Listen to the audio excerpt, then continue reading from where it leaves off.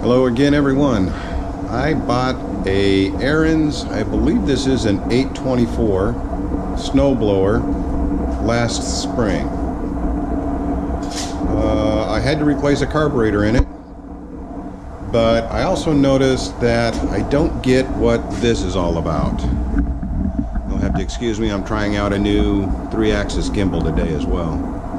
But there's this knuckle right here on the chute. I don't know what the knuckle's all about. And I also noticed that when I crank the chute, it'll come around, but then all of a sudden it's, hear that jump? Like that? It won't go anywhere. So, I think it has something to do with this knuckle. The knuckle has to be up like this. And in a second, I'll show you why, but I need to remove this cap. And then we'll get into the reason why. And I wandered through my big box hardware store yesterday looking for some inspiration, and I think I may have found a fix, so hold on. Alright, I got the cap off. The 2 bolts that go in here, those are 3/8. Not too tough, you just take a 3/8 inch socket and move them off. But if you can see this gear here, this is the one that drives this gear here that then rotates the chute. You can tell that my gear here is in some rough shape. But when you raise and lower this bar, you'll see it changes the angle of attack for that gear. And it actually will set it into that main gear a little bit deeper. So, what I'm going to try to do is add something right here. And what my plan is,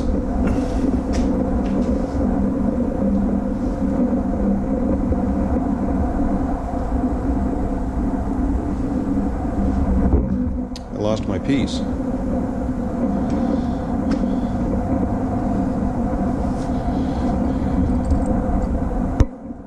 What my plan is I found this at the local hardware store. It's a 5/16 with a 1/2 inch bolt. This is also a 1/2 inch bolt. What I want to do is I just want to remove this forward. It looks like all these are just bolts that hold this bracket in.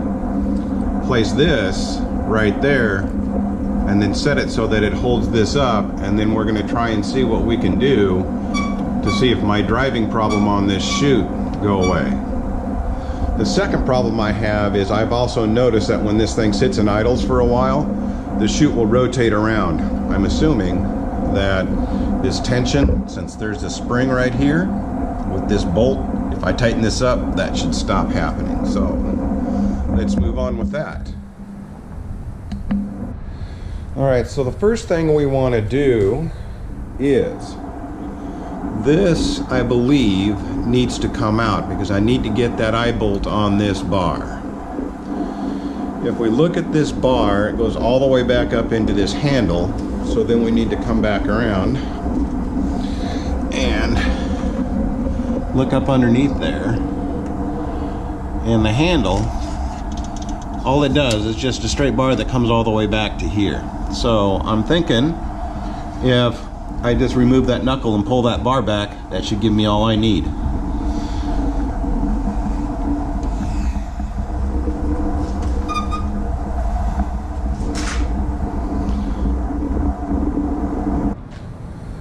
Okay, once again, I got to apologize for all the edits in this, but I have misplaced my headgear for my GoPro, so I've got to hold it, grab a tool, start it up, turn it off, put my tools away, grab another one. But what I've done is I've just gone and grabbed a small pair of vice grips. Would probably do this with a pair of pliers as well, but I'm just using vice grips. I'm going to pull this out.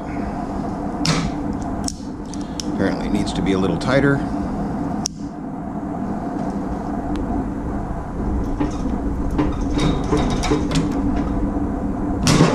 Holy cow. That thing does not want to come out of there. I'm gonna set you down again so I can tighten this up. All right, I did get it out.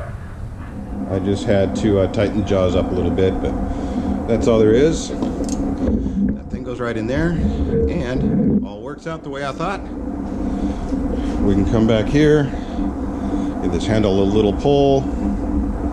Probably just grab it right here and slide it back. Let's see what happens. There it is. All right, so now what I'm going to do is I'm going to take this bolt off. This is a 1/2 inch bolt. I'm just going to use a 1/2 inch socket and back it off. I'll be right back with you. All right, where we left off was I had separated the knuckle right here. I have my quick fix from the big box store here. This is basically just a 5/16. I guess they call this like a cable bolt or an eye bolt or something. Then I fished around in my spare parts bins from old projects, parts that I had left over from other things, and I came up with a like a cap washer and a couple of extra washers.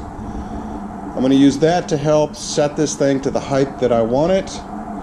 And my goal will be to have this rod come through and be tight, and tighten up this knuckle here so that it's straight out like this,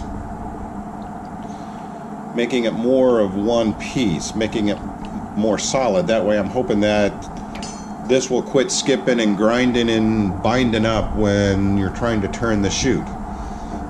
Again, I got to stop so that I got both hands because I have misplaced my headgear for my GoPro.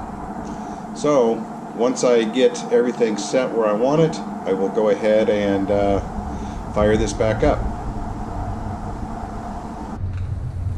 All right, we're back. Now, what I've accomplished here is I got the eye bolt set in right here. I got it set up so that it's removed all the kinkiness out of that knuckle, and it's just basically solid. There's really no more play left in this.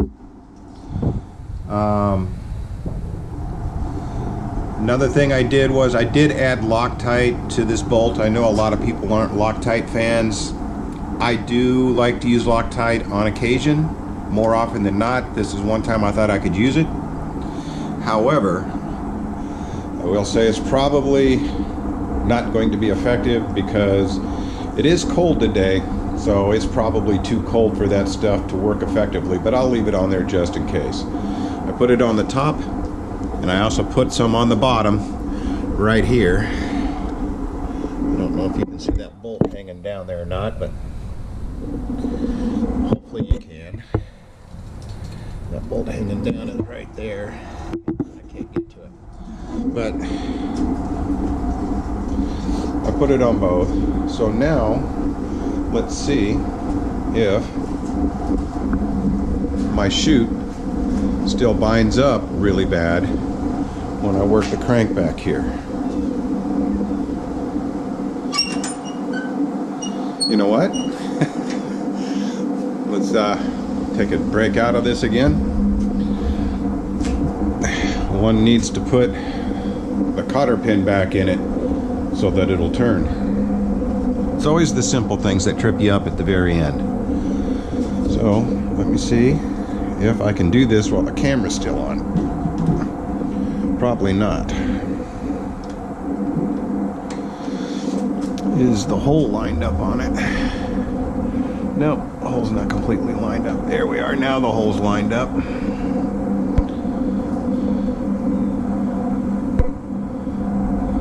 Let's see if I can get that in there without having to turn the camera off.